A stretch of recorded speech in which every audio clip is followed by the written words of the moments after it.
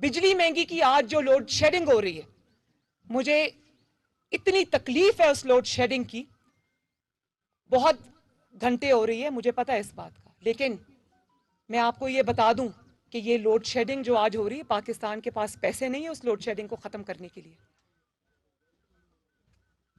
ये सारा खजाना जो है ना खाली कर कर गया है। पेमेंट्स नहीं की हुई पावर प्लांट्स की, पैसे नहीं है पाकिस्तान के पास। टाइम पर इन्होंने ऑयल नहीं मंगवाया, तेल नहीं मंगवाया, प्लांट्स बंद पड़े हैं। अब हुकूमत पाकिस्तान, शहबाज शरीफ साहब दिन रात कोशिश कर रहे हैं कि किसी तरीके से इस लोड शेडिंग को खत्म किया जाए।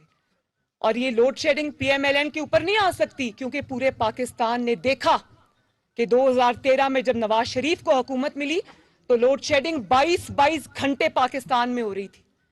3 साल के अंदर अंदर अल्लाह ताला के फजलो करम से नवाज शरीफ ने जिन्नात की तरह काम किया और नए पावर प्लांट्स लगाए और लोड शेडिंग को जीरो पे लेकर आया। जब हम आपको